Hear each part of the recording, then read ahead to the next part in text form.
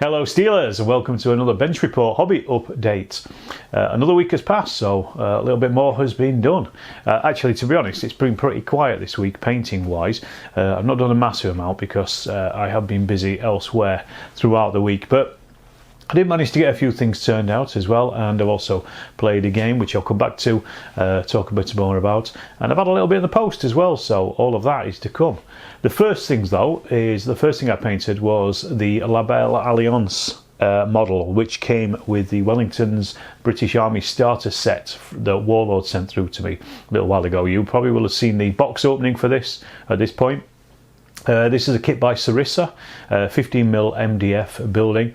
Really nice actually, very simple. It comes as just one sheet of MDF. Easy to put together, but I painted this. I had a little bit more, so I added some tiles to the roof and also just a yard as well around outside of it, just to give it a little bit of flavour. I've also recorded this as a painting video as well, making a painting video, which I have put together, and that'll be out in the next couple of weeks, I should think, schedule wise. So look out for that, just with a bit of weathering and things like that on it as well. It turned out really nice, I was quite pleased with that. And then I also turned my way back to some more of the figures from the Waterloo box set, and these were the British Battalion. This is the 2nd Battalion of the 69th North Lincolnshire Regiment.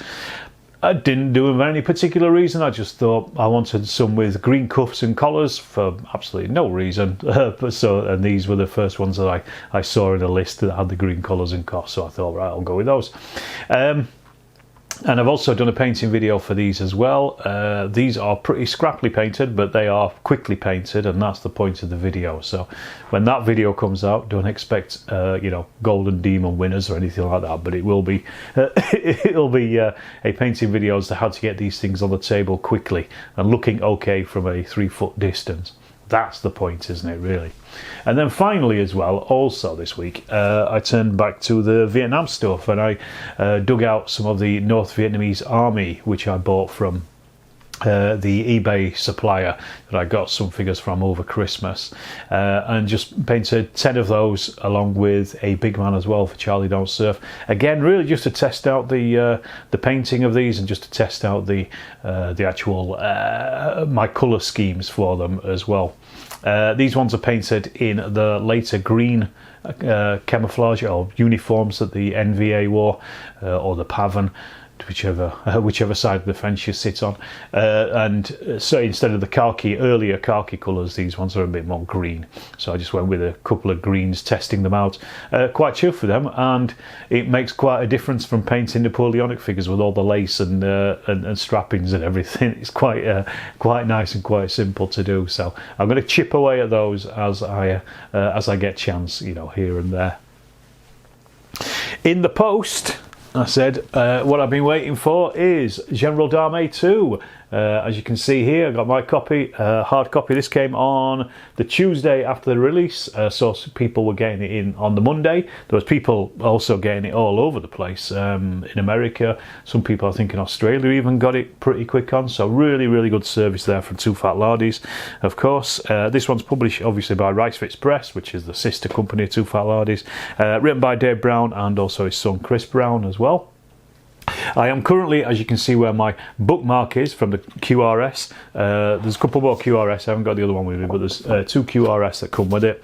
I'm working my way through it, so I'm 30 or 40 pages through. I haven't had a chance, but I've got to say, it absolutely looks beautiful. It's really nicely laid out, really well written.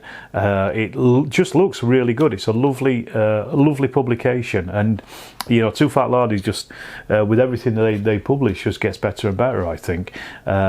It looks good, it reads well. There's some nice graphics in here. There's some lovely pictures of beautiful miniatures painted on the most part, I think, by Jim Ibbotson. You can see a couple here, like for example, and these are really nice. So not only am I reading Black Powder at the moment, but I'm also reading General D'Armée 2 as well at the moment, and I will be using the figures, as I say, from the Waterloo stuff that Warlord sent through for both games pretty much. And that's kind of like the plan, really, because this fits really well with the basing for the Waterloo stuff anyway. So I've already got 2 armies ready to go, basically, just once I've painted them up. So it's going to be a long time before I actually get a game of this, unless we play down at the club with somebody else's stuff, which I won't be filming, but I will at some point in the future, when I get a chance, will actually record some videos of this. What I might do, what I probably will do actually over the next couple of days, over next week, is probably do a quick flip through of this as well, just to show people, because obviously it's brand new and I'd like to get a video out at least. It's difficult doing a review at the moment simply because, as I say, I've only played 1 game of General Dame once, and that was the first edition. I enjoyed it. But what I could do is, I could read through this and just give you like a basic overview review of this, if that's something that people would be interested in. But I think at least a flip through in the first instance, just so you can see what you're getting for your money, is probably a good idea. So I'll probably put that out next week, and then probably once I've actually read the thing fully, I could do a proper review on it as well, and some of my initial thoughts, and then when I play the game of it, I could do a more of an in-depth review as well. That's always the problem, I guess, with games is, you kind of have to play them to be able to review them properly. But you could, I think I know how games are written well enough to understand some of the concepts. There's some great ones in this as well, so I am actually looking forward to getting a proper game of that, because I think it's going to be very interesting. And having seen it on Lord TV as well, the game that they played there was also very interesting. The other thing as well this week has been down at the club on Thursday night with Doug and Dean. I played a game, my first playtest game of my Chain of Command Great War rules, that was with somebody else that wasn't at Steel Lard, and also was involving the trench raiding rules that I'd written. Now I wrote these getting on for maybe 4, 5, 6 months maybe ago, a little bit less maybe, but I'd only written them down, so I'd not actually played them, so they're kind of like, this is how it works in my head kind of thing. So what I wanted to do was actually play a game of it as it stood, and just go, right, this is this is what we're doing, this is what's how I've written it, let's see if it actually works. We ended up playing 2 games, which I thought was probably going to happen anyway, because when I wrote the rules, I thought these are going to be relatively smallish game, club night game. You could probably play them, and then if one side rolls over the other, they can swap sides and quickly set up again and play again. And that's exactly what we did. Because in the first game, Dean absolutely rolled over Doug on his defence, whereas on the second game, Doug held the defensive line as the Germans in the trench and held off the British attack. The problem is, this is one of the reasons why you really, if you are writing any kind of rules, is you really need to play test them to breaking point, because what the concept in your head is doesn't always match up with how it plays out on the tabletop. And I mean, this is something that all rules writers really should do. And sometimes you can see it in rules where they haven't play tested them to death.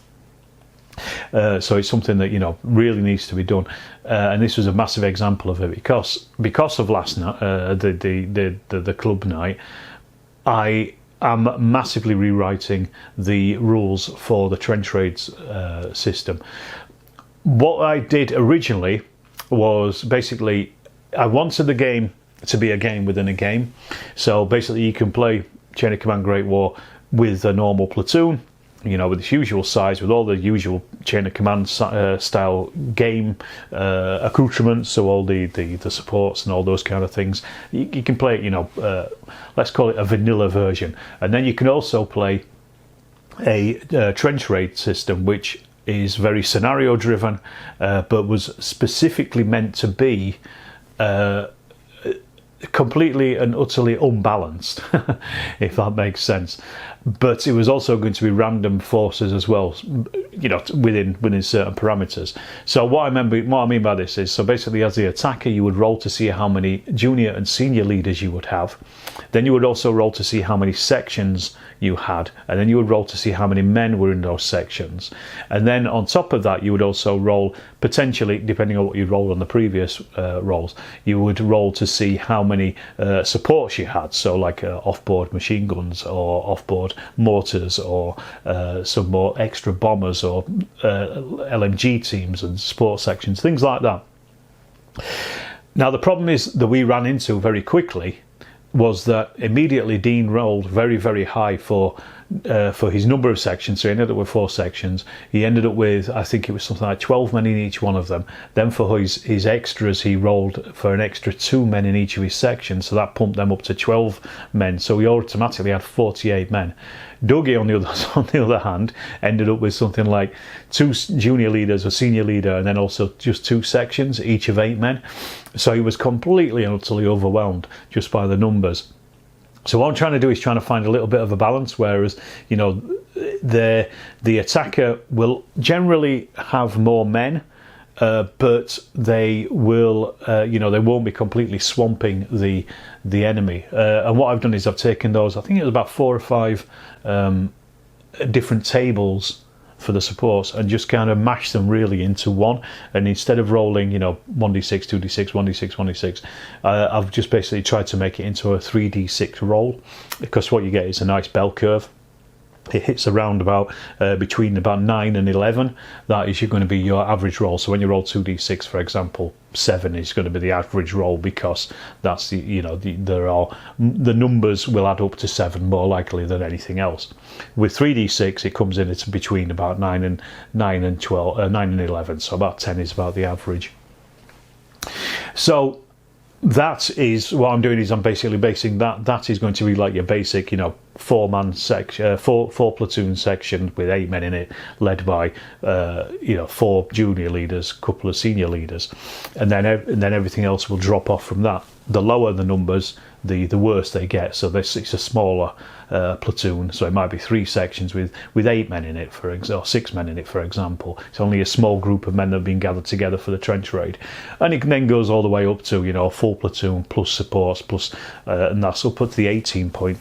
So what I've got to do is I've got to work out how to balance that against the defender, because in the game the defender also has a choice of spending chain of command dice, so they can then bring on their supports, or they can bring on reserves from off the table, and that's going to be a little bit more random, because they're just going to be men who are just filtering in. So basically the attacker is always going to be up against the defender playing that chain of command dice. And as I say, this is kind of where play testing really comes in.